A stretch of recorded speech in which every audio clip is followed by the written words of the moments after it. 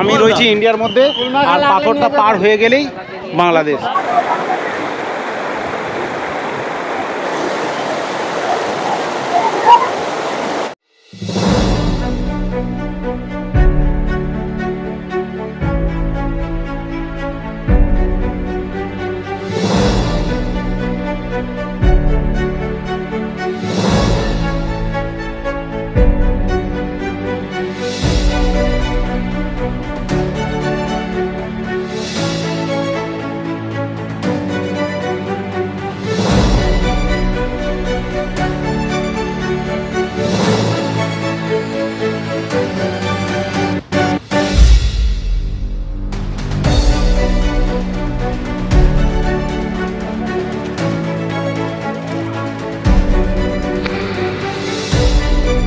আগের পর্বগুলিতে আমি দেখিয়েছি গুয়াহাটি কিভাবে আসবেন এবং গুয়াহাটি থেকে শিলং কিভাবে আসবেন, কোথায় থাকবেন, কি কি দেখবেন এবং শিলংয়ের সমস্ত লোকাল সাইট সিনগুলোকে আমি দেখিয়েছি। প্রয়োজনে আমার চ্যানেলের প্লে লিস্টে গিয়ে দেখে নিতে পারেন।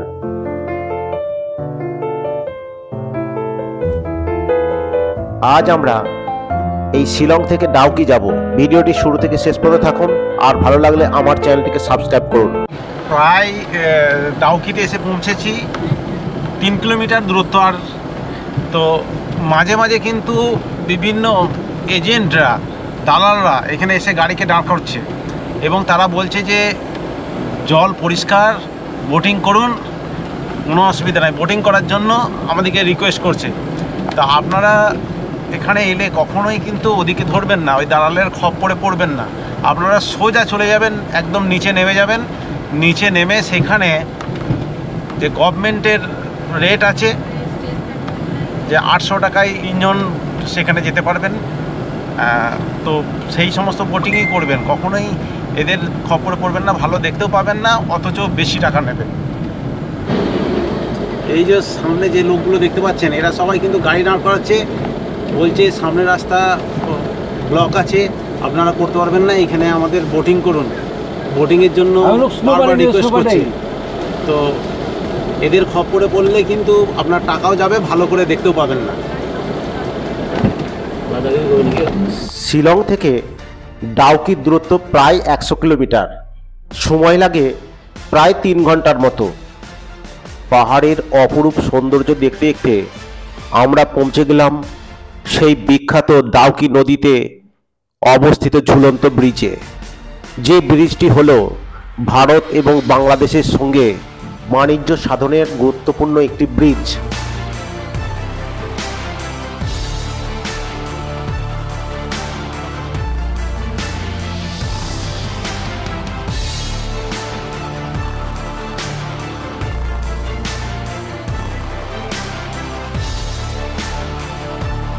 চলে এসেছি ডাউকি ভিলেজে। ডাউকি ভিলেজের ট্যাক্সি স্ট্যান্ড হচ্ছে এই জায়গাটা। আপনাদের যদি দালাল দিকে ধরেন তাহলে কিন্তু এইখানে আসতে দেবে না। গাড়ি নিয়ে যদি এখানে চলে আসতে পারেন ওই দালালের কবলের হাত থেকে রক্ষা করে, তাহলে কিন্তু এইখানে গাড়ি রেখে সামনেই যে একটু সামান্য এইখানে হচ্ছে গাড়ি রাখার জায়গা, আর সামান্য এই জায়গাটা এই দিক দিয়ে হেঁটে গেলেই ডাউকি রিভার। এই ডাউকি রিভারে যাচ্ছি, চলুন। এই হচ্ছে রাস্তাটা দেখাচ্ছি আপনাদেরকে। এই রাস্তা ধরে ডাউকি রিভারে যেতে হয়।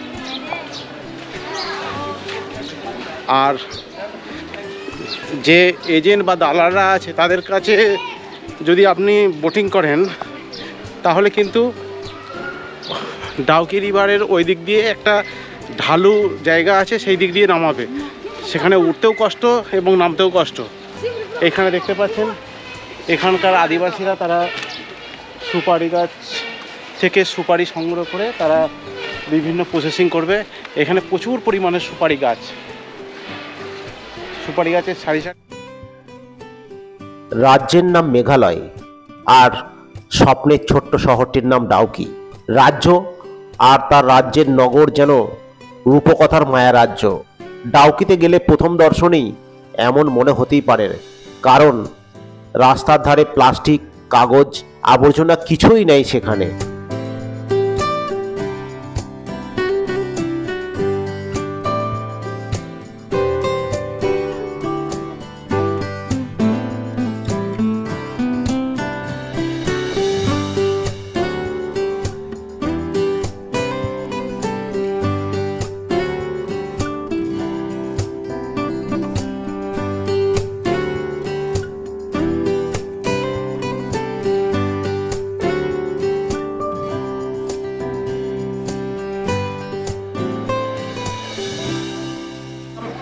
অবশেষে আমরা পৌঁছে গেলাম সেই আমাদের বহু প্রতীক্ষিত ডাউকি রিভারের যে বোটিং পয়েন্টে। এখান থেকেই বোটিং করা হয়, গভর্নমেন্ট বোটিং সার্ভিস এখান থেকেই হয়। এবং এখানে দেখুন প্রচুর ট্যুরিস্ট এসে হাজির হয়েছে, অসংখ্য ট্যুরিস্ট, তারা এসে বোটিং করছে, কেউ কেউ স্নান করছে। আর সামনে ওই যেগুলো দেখতে পাওয়া যাচ্ছে ওটা হচ্ছে বাংলাদেশ, একেবারে বাংলাদেশের ট্যুরিস্টরা এসেছে। আমি আপনাদেরকে দেখাবো বহু। এখান থেকে দেখুন যে ডাউকি রিভারটা কত সুন্দর, এদিকটা বড় বড় পাথর পড়ে রয়েছে, তার উপর বিভিন্ন দোকান বা বোটিং, যে সেই আমরা ছবিতে দেখেছি, ভিডিওতে দেখেছি, সেই প্রতীক্ষিত সেই জায়গাতে আমরা এসে পৌঁছে গেছি। আর জল, যেটা সবচেয়ে বলার কথা হচ্ছে ডাউকি রিভারের স্বচ্ছ জল, যেটার জন্য এই ডাউকি রিভারটা বিখ্যাত। কি অসম্ভব সুন্দর এই রিভারের সৌন্দর্য, আরও ভালো করে দেখাচ্ছি, আপনারা দেখুন। আবর্জনাপূর্ণ নদী জলাশয় দেখে যারা অভ্যস্ত তারা ডাউকিতে এসে চমকে উঠতে পারেন। ভারত বাংলাদেশ সীমান্তে অবস্থিত জাপলং জিরো পয়েন্ট, এখানেই স্বচ্ছ পরিচ্ছন্ন উমগের নদী বা ডাউকি নদী ভারতের সীমানা পেরিয়ে বাংলাদেশে প্রবেশ করে। ডাউকি বাজার থেকে জাপলং জিরো পয়েন্টের দূরত্ব মাত্র 1 কিলোমিটার। এখানকার রাস্তা ঘাটে ভারতীয় সেনারা সব সময় পাহারা দেয়, যদিও তাতে বেড়ানোর কোনো সমস্যা হয় না। এই উমগুর নদীটি বিশ্বের দ্বিতীয় পরিচ্ছন্ন নদী এবং এশিয়ার সবচেয়ে পরিচ্ছন্ন নদী হিসাবে বিবেচিত। এই নদীটি এশিয়ার সবচেয়ে পরিচ্ছন্ন গ্রাম মাউলিলংয়ের উপর দিয়ে প্রবাহিত হয়েছে।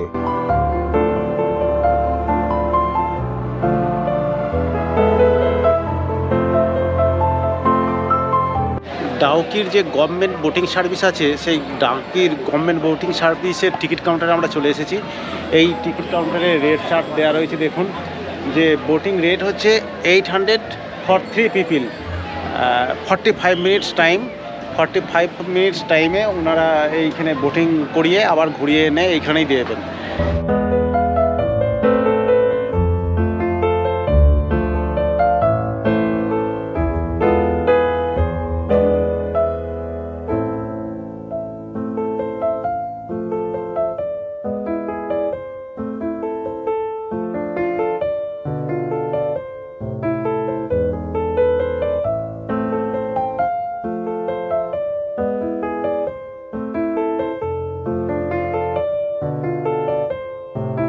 সামনেই একটা ছোট দ্বীপ আছে, ছোট দ্বীপে এই জল পার হয়ে যেতে হবে। যদিও প্যান্ট ভিজবে, তবুও কিন্তু এই প্যান্ট ভিজার জন্য কোনো দুঃখ নাই। এই ছোট্ট একটা দ্বীপে পার হয়ে চলে এলাম, জল পার হয়ে। প্যান্টের অনেকটাই ভিজে গেছে, কিন্তু ভিজলে কি হবে, মনের আনন্দর কাছে এই সমস্ত কিছুই না। খুব সুন্দর জায়গাটা, অসম্ভব সুন্দর, খুব ভালো লাগবে।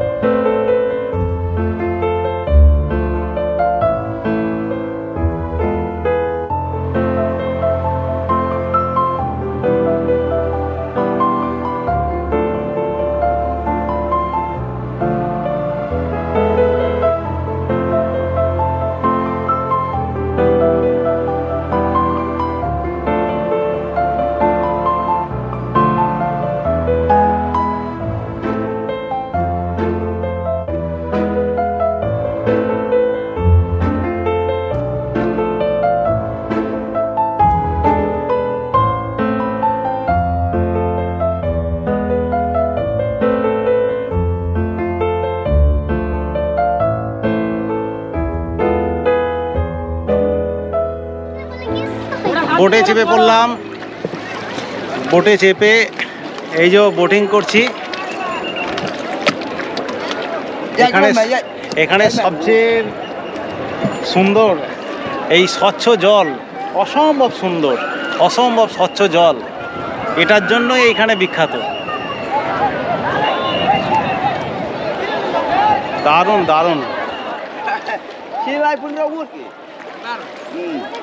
অসম্ভব সুন্দর, এশিয়ার সবচেয়ে স্বচ্ছ ডাউকি ভ্রমণের প্রধান আকর্ষণ এই উমগ্রোড নদীর নির্মলতা। নদীতে নৌকা বিহার করতে করতে মনে হবে যেন শূন্যে ভাসছেন, এতই স্বচ্ছ তার জল। পাহাড়ে ঘেরা নদী এবং শহরের বর্ণনা দেওয়ার বোধ হয় নতুন করে প্রয়োজন হয় না, কিন্তু নদীর সৌন্দর্যের কোনো তুলনাই হয় না। এই নদীতে নৌকা বিহার করেই সারাটা দিন কাটিয়ে দেওয়া যায়। উমগ্রোড নদীর আরেক নাম ডাউকি নদী। ডাউকি নদী খাসি এবং জয়ন্তিয়া অঞ্চল দিয়ে বয়ে বাংলাদেশে প্রবেশ করেছে। স্বচ্ছ কাঁচের মতো ডাউকি নদীর জলই দেখলে নদী ছেড়ে কোথাও যেতে ইচ্ছা করবে না। নদীতে নৌকা বিহার করতে করতে কিভাবে যে দিন কেটে যাবে বুঝতেই পারবেন না।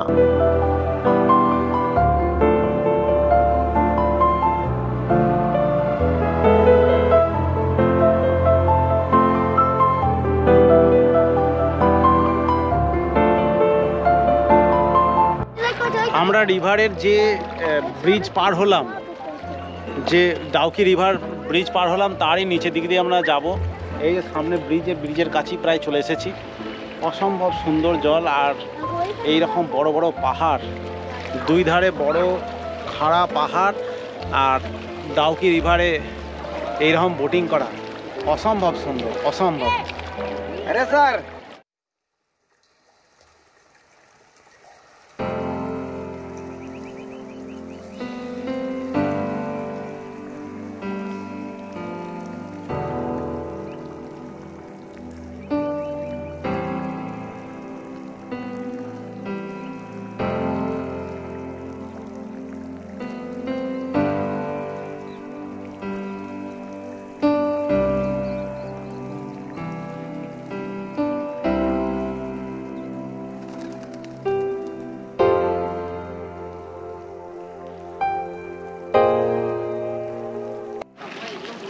রিভারের এই পোর্শনটা দেখুন, দারুণ সুন্দর। আর এই যে ব্রিজের নিচে দিক দিয়ে আমরা পার হয়ে চলে এলাম, অসম্ভব সুন্দর লাগছে। আর এদিকে যে খাড়া পাহাড়, বড় বড় পাথর, অসম্ভব অসম্ভব সুন্দর।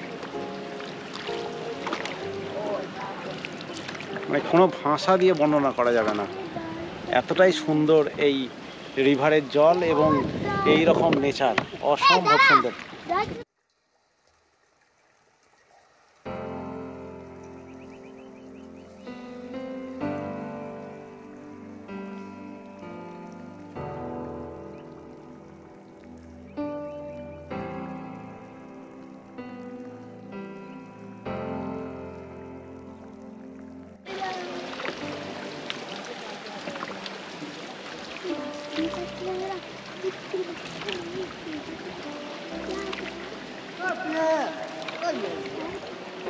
Onde?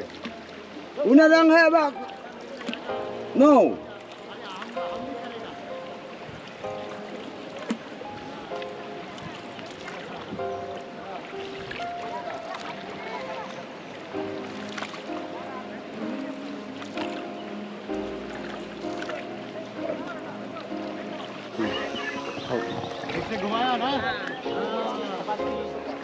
আমাদের যিনি এই নৌকাটা চালাচ্ছেন, আমাদের ভিডিও করে দিচ্ছেন। অসম্ভব সুন্দর এই মাঝখানে, দারুণ লাগছে, দারুণ, কোনো কথা হবে না, একদম অসম্ভব সুন্দর এই জায়গার, যেমন জায়গার পরিবেশ আর ঠিক তেমনি এই ভিউ আর স্বচ্ছ জল, মানে এই কম্বিনেশন কিন্তু ভোলার মতো নয়, দারুণ দারুণ, কোনো কথা হবে না।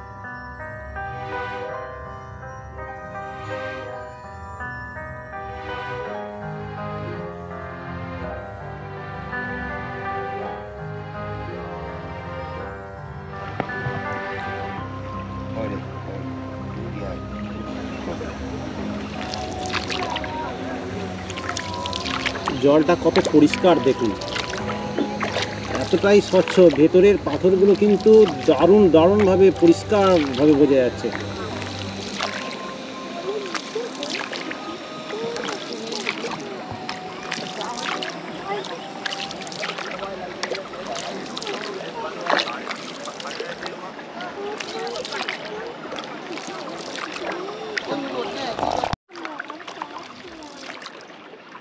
Có phải đến cầm rau này nè,แต่ว่าขับแล่อองละออง সামনের দিকে দেখুন, পাহাড়টা দেখুন, বেশ খুব সুন্দর। এই পাহাড়ের মাঝখানে এই নদীটা দারুণ, মানে অসম্ভব সুন্দর।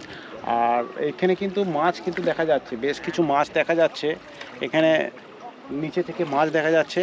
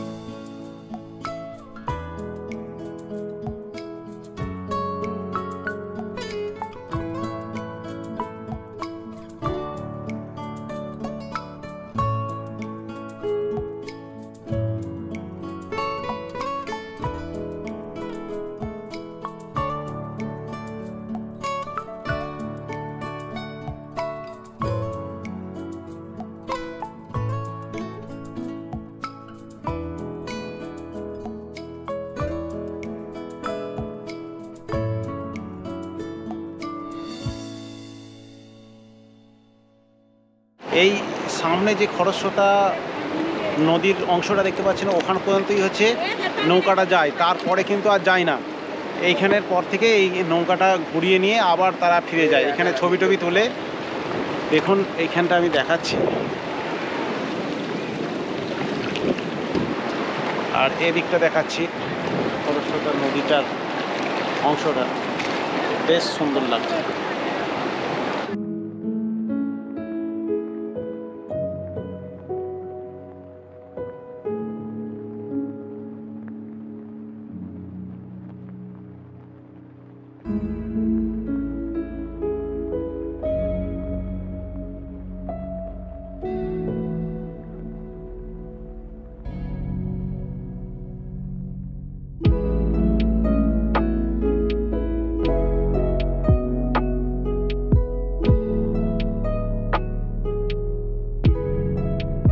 নৌকা থেকে নেমে গেলাম, নৌকা থেকে নেমে হাঁটছি।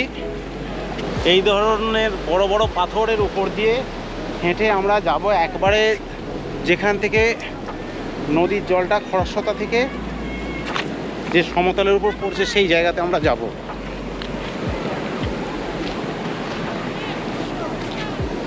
তার আগে এই ভিউটা হচ্ছে দেখাচ্ছি, কি সুন্দর জায়গা দেখুন।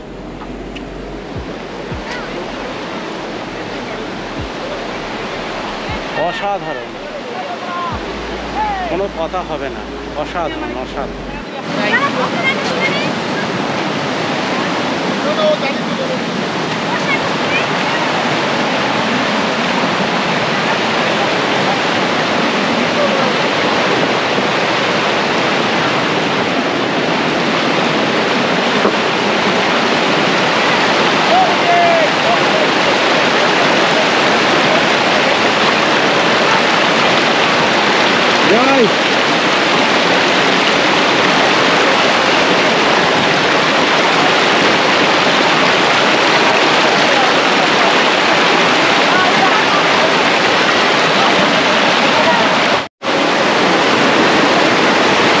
এখানে সৌন্দর্যটা দেখুন, সামনের দিকে সৌন্দর্য, যেমন পাহাড়ের দৃশ্য আর তেমনি নদীর এই খরস্রোতা। প্রচণ্ড শব্দ হচ্ছে, খরস্রোতা নদীর জলের শব্দ এ কিন্তু অসম্ভব সুন্দর লাগছে এই জায়গাটা। দেখুন চারিদিকটা দেখাচ্ছি, কি সুন্দর জায়গা দেখি, অসম্ভব সুন্দর জায়গা, এখানে দারুণ লাগছে, অসম্ভব সুন্দর। মানে এতটাই সুন্দর স্বচ্ছ জল এবং এত জোরে এখান থেকে জলটা পড়ছে, দারুণ দারুণ ভালো লাগবে। আপনাদের এখানে এলে কিন্তু একদম মন প্রাণ একদম জুড়ে যাবে, একদম মানে কি বলবো, মন প্রাণ ভরে যাবে এইখানে এসে। দৃশ্যটা দেখুন, কি সুন্দর জায়গাটা।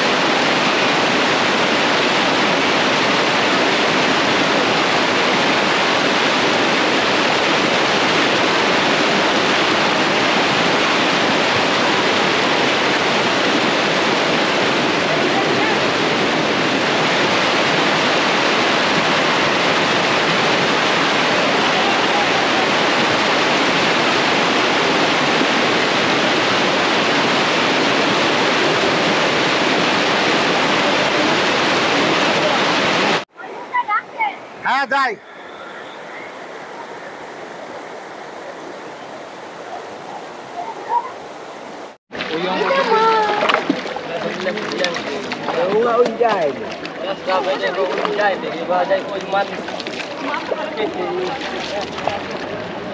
ব্রিজ পার হয়ে গেলাম, ব্রিজ পার হয়ে আমরা আবার ফিরে চলেছি যে জায়গা থেকে উঠেছিলাম, ঠিক সেই জায়গাতে।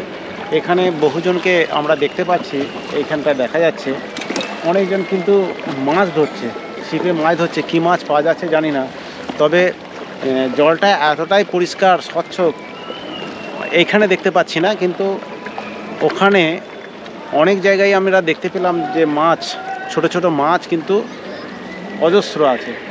এখানে বিভিন্ন লোকাল লোকেরা তারা মাছ ধরছেন। আর যে এই জায়গাটার পাশে যে আরেকটা জায়গা আছে, সেখানে কিন্তু পাথরগুলো অসম্ভব সুন্দর লাগছে। পাথরগুলো, নিচের পাথরগুলো কিন্তু একবারে পরিষ্কার বোঝা যাচ্ছে। এটাতে জলের গভীরতাটা অনেক বেশি, যার জন্য পাথরগুলো দেখা যাচ্ছে না, কিন্তু জলটা প্রচণ্ড পরিষ্কার, স্বচ্ছ জল।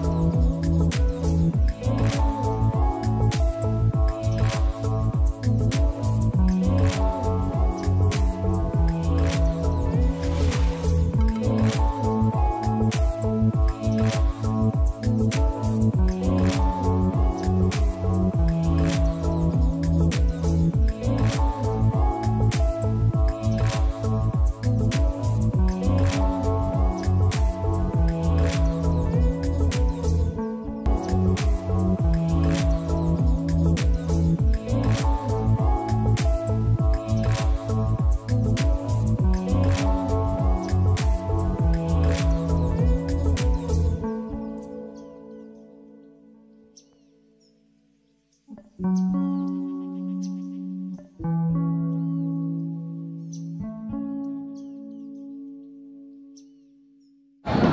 বুঝলাম নৌকা চালানো অত সহজ নয়, তার কারণ নৌকাটাকে এগিয়ে নিয়ে যেতে পারছি সেটা কোনো অসুবিধা নাই, কিন্তু নৌকাটা যে কোন দিকে যাচ্ছে, কোন দিকে ঘোরালে বা কোন দিকে ডিঙি বাইলে যে কোন দিকে যাবে সেটা কিন্তু সেই তো প্রশিক্ষণ নিইনি, যার জন্য ওইটাই একটা গণ্ডগোল হচ্ছিল, একই জায়গায় ঘুরপাক খাচ্ছিল। তো কী আর করা যাবে, ড্রাইভারকে বা মাঝি ভাইকে রিকোয়েস্ট করলাম যে নৌকা চালাবো, তো উনি দিলেন, কিন্তু আমি একই জায়গায় ঘুরপাক খেতে থেকেছি। তার মানে একটু প্রশিক্ষণের অভাব আছে।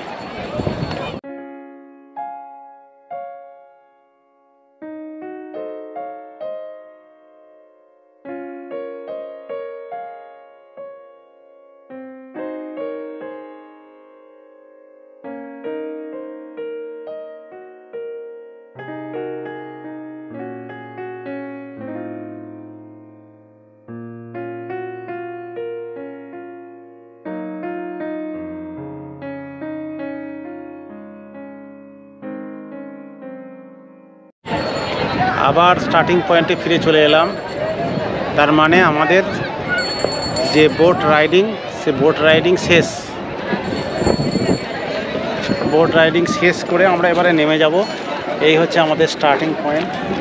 কী আর করা যাবে, দুঃখ হচ্ছে এই জায়গাটা ছেড়ে যেতে, দুঃখ হচ্ছে, বা বোট রাইডিংটাকে মনে হচ্ছে যে আরও যদি সময় থাকতো আর একবার বোট রাইডিং করে আসতাম, কিন্তু সেই তো সময় নাই। 45 মিনিট তাতেই আমাদের 45 মিনিট করে প্রায় 1.5 ঘন্টা পার হয়ে গেছে এখানে, আর এখানে সময় দেওয়া যাবে না। তো কী আর করা যাবে, বোট রাইডিং আমাদের শেষ। তো চলুন এবারে আর কি রয়েছে একটু বাংলাদেশের বর্ডারটাকে দেখাবো, দেখিয়ে আপনাদেরকে তারপর চলে যাব এই জায়গা থেকে। আজকেই ফিরে চলে যেতে হবে চেরাপুঞ্জিতে।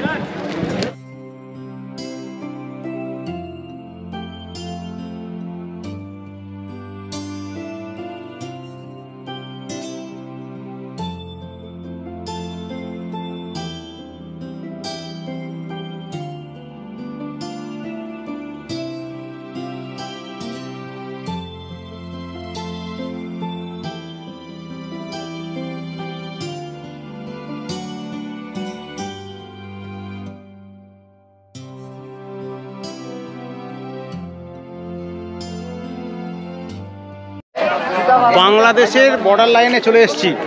এই যে দেখতে পাচ্ছেন যে পাথরগুলো আছে, এটাই হচ্ছে বাংলাদেশের বর্ডার লাইন, বাংলাদেশ এবং ইন্ডিয়ার যে বর্ডার লাইন। এইখানটায় আমি রয়েছি ইন্ডিয়ার মধ্যে, আর পাথরটা পার হয়ে গেলেই বাংলাদেশ। বাংলাদেশের ভাই উনি আচার বিক্রি করছেন। এইরূপ অপরূপ সৌন্দর্য ছেড়ে যেতে ইচ্ছা যায় না, তবুও যেতে হবে।